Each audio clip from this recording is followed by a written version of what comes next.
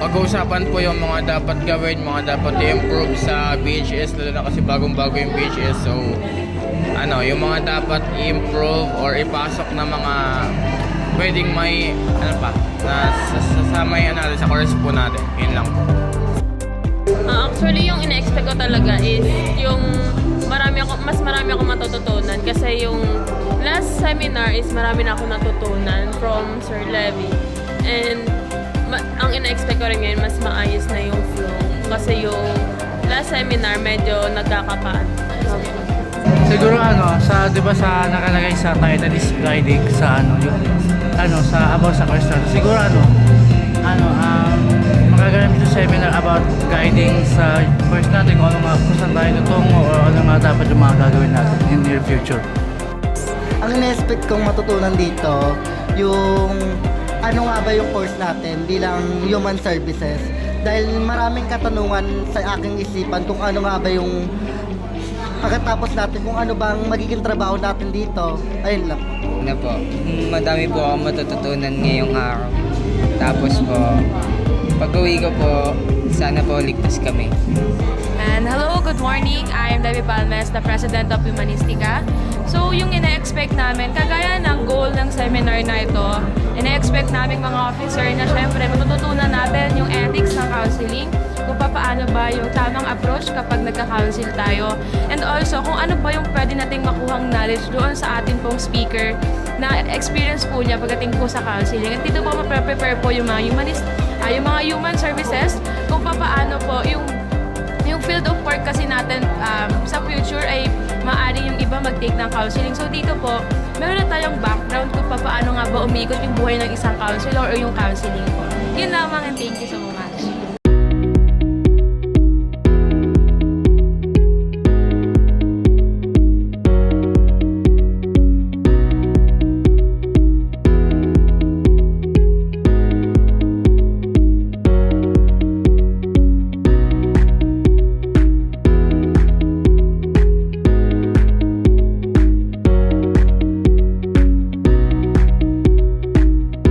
Everyone, lahat na tayo nakapag-register na. Bago po magsimula, let's welcome muna ang ating guest speaker and President, SSC President, Sir Mark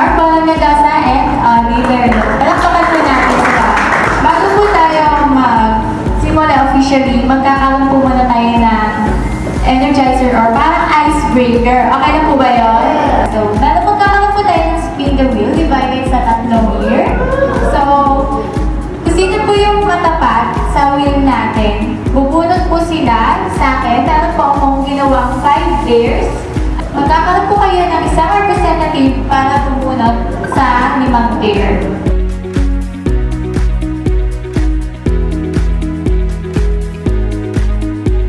For 2 persons, kukuha kayo ng 2 tao sa inyo. Okay. Choose 1 person each year and make a groupie.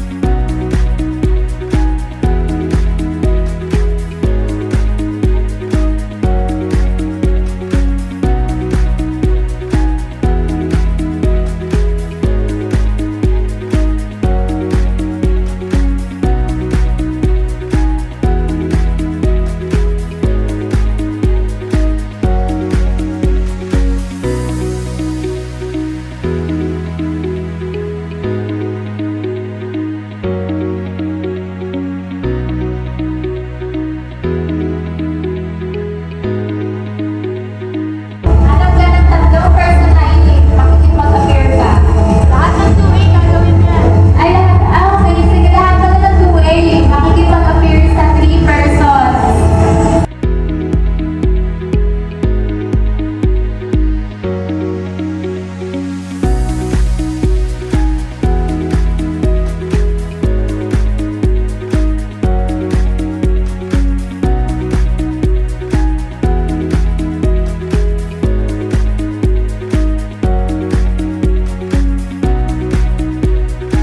Tayo lahat ng 3rd year. Tayo, pati yung ano natin dyan. Alam nyo Okay, representative. Bagyo, ikaw na.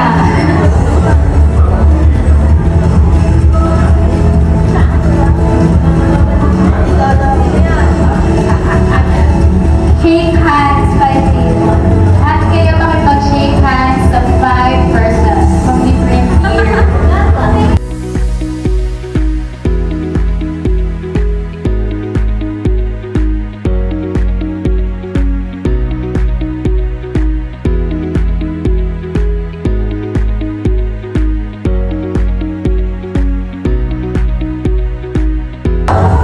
Ikaw ba yan?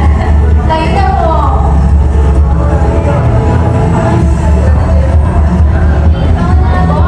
Ba? Sige na mo. Sige, lahat kayo magpa-compliment ng 2 individual. Natapat talaga sa inyo to ba?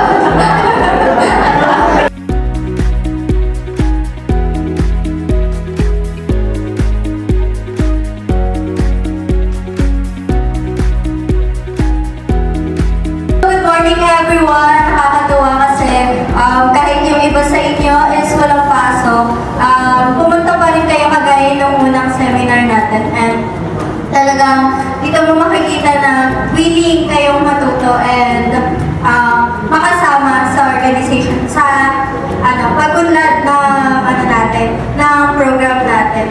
So ayun, maraming salamat ulit and sit back and enjoy everyone. Welcome everyone to this important seminar, The Ethics of Counseling. As future human services professionals, understanding ethics help us support others with respect, honesty, and care. Today, we will explore how strong values guide our work and protect those we serve. Let's learn together to build trust and make a real difference with people's lives. So, thank you. So, at this point, we will hear a special message from our SSC President, Mr. Audie Berino. Alam po natin. Yan. Dadaan na naman ako. Okay.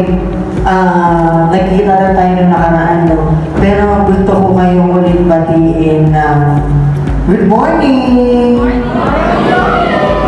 Okay. ako'y natutuwa, no? Dahil naimbitahan ako dito. Thank you, dear Debbie, no, press, sa pag-invite sa amin. Siyempre, good morning, Sir Mark. No? Noong nakaraan, habang nag-uusap kami nila Debbie, hindi ko alam, may seminar na naman kayo. Pero ako, natuto ako kasi sa lahat ng mga nakita kong organization, even the student council, human services pa lang ang nakapag-seminar ng dalawang magkasunod. Palakpakan niyo sa at sa uniform ninyo, no? Sana magkaroon kami ni Sir Mark. But anyway, nagpapasalamat kami, no, na ang dami niyong ginagawang event, ang dami ninyong ginagawang program na makatutulong sa paghubog ng kaalaman, ng kalinangan ng bawat isa. Okay? Sana sa pagtapos nito ay hindi lamang natin babaunin. Good luck at galingan ninyo lahat. Hindi na ako magtatagal kasi tumaan lang talaga ako dito. Meron kami pupuntahan kasi nagpapabili sa akin ng trophy. Hindi ko alam kung bakit. Tapos na yung student day. But anyway, thank you so much. Mabuhay kayong lahat. Alia Kabataan sa pinaka-inaabangan ng lahat. So, let's welcome our guest speaker. Makinig kayo Okay. Certified Associate Trauma Care Provider, Certified Mental Health First Responder, Certified Mental Health Trainer, PFA Certification, Trauma Assessment and Intervention Strategies, PFA Certification, Suicide Prevention, Sir Mark Juan Mendoza. Palakpakan po natin.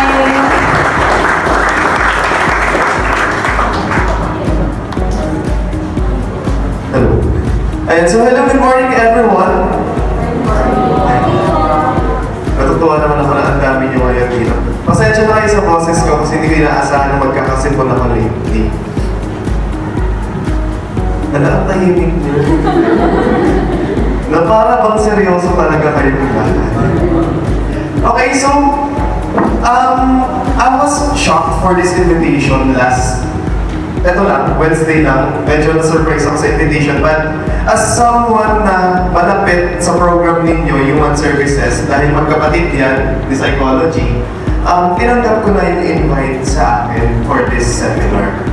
Okay, so for today, the topic that is given to me was ethics for counseling. But for someone like you, hindi nyo agad may intindihan ng ethics for counseling if you don't have the right background kung ano nga ba yung ginagawa natin during counseling. So last September, we have celebrated what? Okay, so last September, we have celebrated the Suicide Prevention Month. And last October, we have celebrated... Okay, so last October, we have celebrated what? Okay, we have celebrated the Mental Health Awareness Month. So this seminar was truly relevant for these days. Kasi nga, there is an increase for suicide. Have you heard of that news? Na tumataas po ang rate ng suicide in the Philippines. And have you heard of what have happened doon sa anak ni Kim Atienza? Okay. So as future professionals in this field, in this helping profession, we have the rights or meron tayong tungkulin, may kampanya tayo to help our future clients. Okay? So yung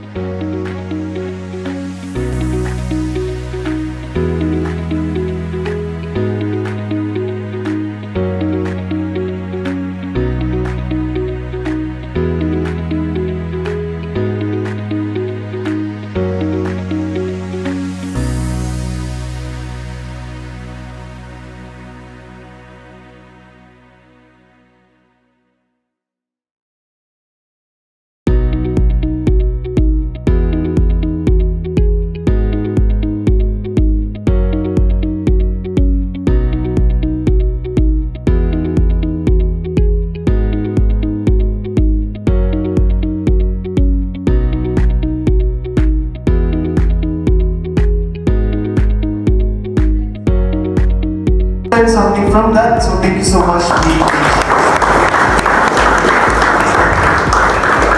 So if you have any questions, queries, you can message me directly on that contacts later.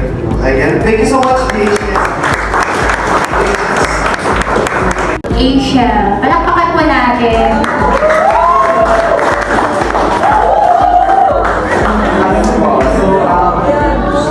Thank you for the knowledge na sinare ko sa akin. So, my reflection po or yung na-learn ko from this sinabi ko na is yung nga po, dapat po as a future counselor, dapat meron po tayo. Dapat meron po akong a big foundation na parang dapat meron po akong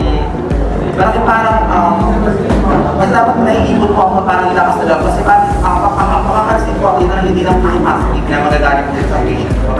Kundi puro din po siya negative. So dapat yung mga napupuha ko kong information na sa pinapakinggan ko is napapasok po sa mind ko lang kahit sobrang bigat na dapat hindi po ako napupunan. And dapat dapat nakaka-understand ko po na mabuti yung patient ko. And thank you for that. Sa akin naman po, yung tumatak po sa akin, yung empathy, compassion, and services. Service po, service. And ano po, di ba po, bilang counselor or future counselor po, dapat meron po tayong gano'n. Kasi po hindi po natin maintindihan yung kina-counsel natin kung hindi wala tayong gano'n. Wala tayong empathy, compassion, and service po. So, dapat meron tayong gano'n.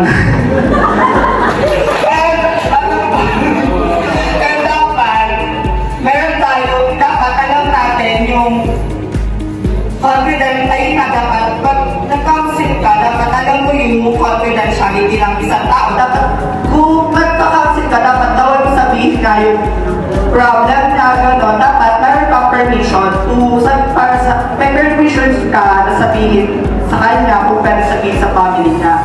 Yun po. Tiyo, may isa pa lang sige na, tayo ka na dito. Anong pangalan mo?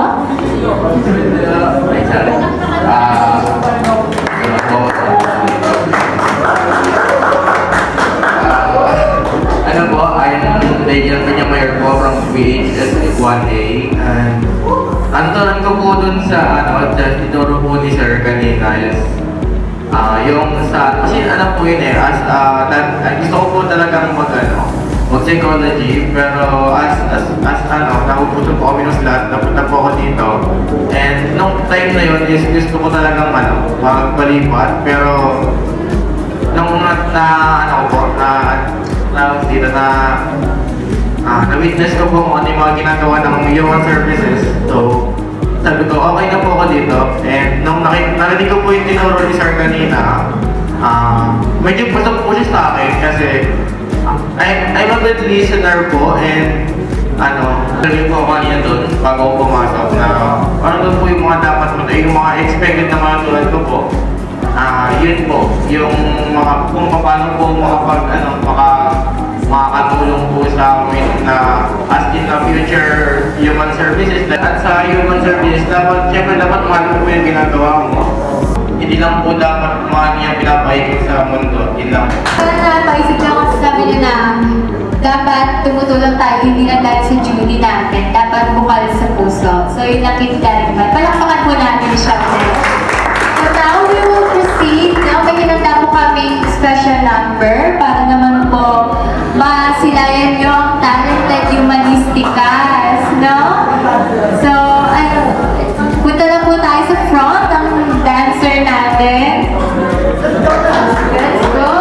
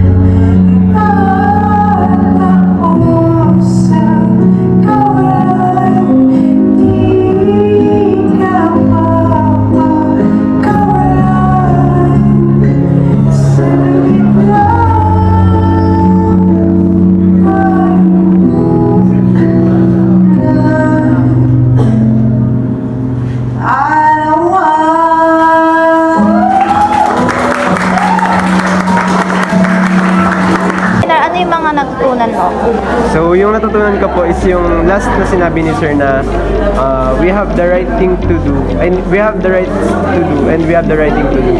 Kumbaga, meron tayong kakayahan na gumawa o tumulong at meron tayong desisyon na tumulong din sa iba. So, bilang human services, paano mo siya ma-apply in the future? Siguro pagdating sa future, pwede natin siyang i-apply up. Kung magiging isa akong counselor, pwede ko siyang i-apply at sabihin din sa mga maka-counsel ko. Okay, thank you. Services, parang yun nga. Even alam po, wala pa po akong idea dito sa course na to, but dahil po kay Sir Mark na parang naliwanagan po ako na ito pala yung field na dapat kong pasukin dito sa course na to. So, natutunan ko po na yun nga, how ko mabibuild or paano ko magawa yung pagka-counseling na yun para yung patutunguhan ng pag-aaral ko dito sa course ito sa field na to. And feel ko tama po ako ng napiling field or napuntahan, even hindi ko to first choice kasi yun nga po parang kasi magaling po ako dito I'm more on listening, I'm more on giving advice to people. Thank you very much. Thank you. Yung paghahanda nyo para maging successful tong seminar na to? Una muna, papakilala muna ako. So, I'm Glenn Balela po. third year representative sa org, the head of technical committee and also the head of peace and order committee. So about sa paghahanda namin, actually last month pa po namin ito napaghandaan, and pinlalo talaga namin mula sa letters, sa pagpasa ng mga letters, para sa room, excuse letter, pati sa mga gamit, sa chairs, sa projector, and also pinaka-importante naming naging paghahanda is yung tasking ng bawat isa. Since yun nga, malaki na yung pamilya ng human services, per committee, per officer is nagkaroon ng tasking, no, para mas maging maayos at maganda yung daloy ng seminar. Arpo, ano po yung mga natutunan po ninyo? Ako, syempre, natutunan ko at saka natutunan ng mga human serves kung paano nga ba yung ethics ng counseling, ano ba yung tamang approach, ano yung mga dapat i-prepare natin, mga future yung counseling na gusto din tahakin after, na kailangan natin maging behavior, ganyan. And nakuha naman ng mga officer ng humanistika yung aim o yung pinaka-objectives talaga ng counseling natin or ng seminar natin, which is yun nga, yung magkaroon tayo ng background pagdating sa counseling and kung yung mga dapat nating i-prepare bilang isang students na gustong tahakin yung counseling. Yun lang naman po.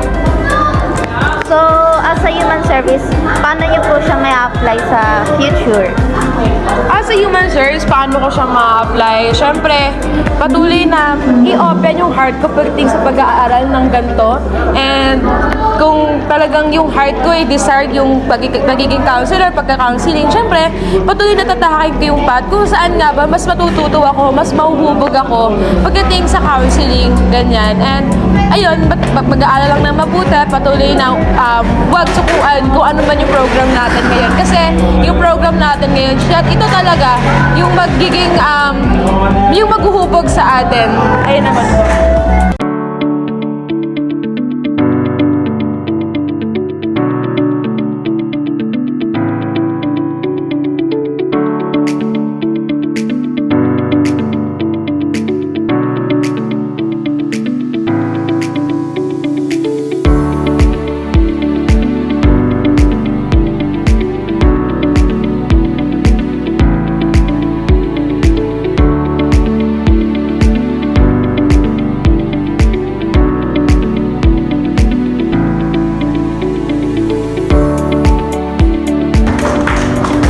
Magandang umaga po sa ating lahat.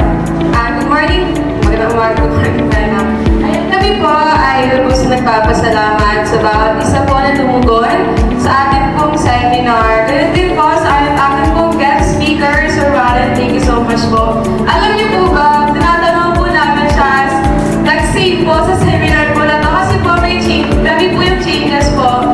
And kung hindi po tinanggap ni Sir Warren yung ating pong invitation, hindi ko po alam kung matutuloy ko po ito. Kaya thank you so much po, sir. Salamat po ulit. Bigyan po natin siya ng malakas na magpapakal. Ngayon din po, thank you so much po sa ating pong SSC President na sobrang lagi pong andyan po para sa atin. Sinusuportahan po tayo lagi sa ating pong mga event. Thank you so much po ulit.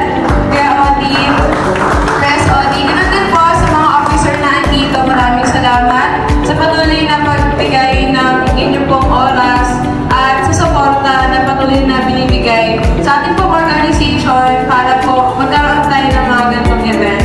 Ito pong counseling, yung ethics of counseling na seminar po, sobrang mahalaga po ito para po sa atin na malaman. At para rin po magkaroon po tayo ng, alam niyo po, ma-fresh yung utak po natin na magkaroon kaalaman pagdating sa ganito. Kasi po, yung iba po sa atin, yung tumo po natin dito po talaga. And ayun po, para po hindi kayo magulat at para po magkaroon tayo ng background pagdating sa counseling. Kaya po nagkaroon po tayo ng mga ganito po mga event. At sinisigurado naman po ng ating pong organization na bawat event po na dinadaraos ng ating pong organization ay talaga mag-benefit po ang bawat isa sa atin. And ayun po, maraming salamat po. So, addition sa sinabi ng ating President na si Debbie Palmes, I also want to thankful sa ating guest speaker na si Prof. Warren and sa ating SSC President, Mr. Odi, na very supportive. So, So I hope today's seminar inspire all of us to do our best as a future human services student and professional. May we always choose what is right and use what we learn today in our everyday work. And also kapag nakagraduate na tayo, lagi natin tandaan na palagi natin piliin ang tama at tumulong kung kaya natin. So, once again, thank you again to everyone who helped and joined this event. Have a good day, everyone, and thank you for your present times and efforts to this seminar. Thank you all. Thank you all.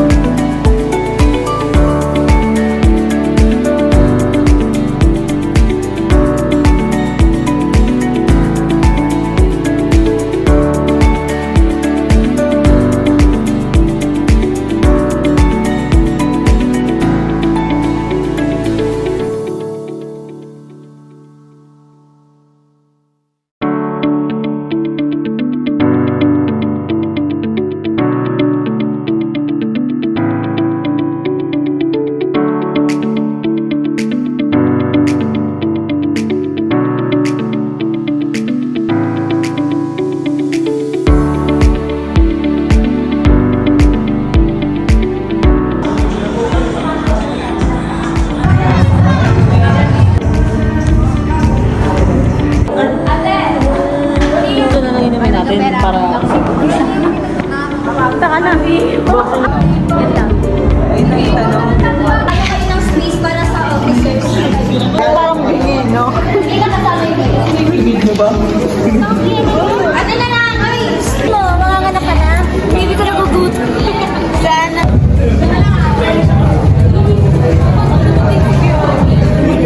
Kamusta kayo?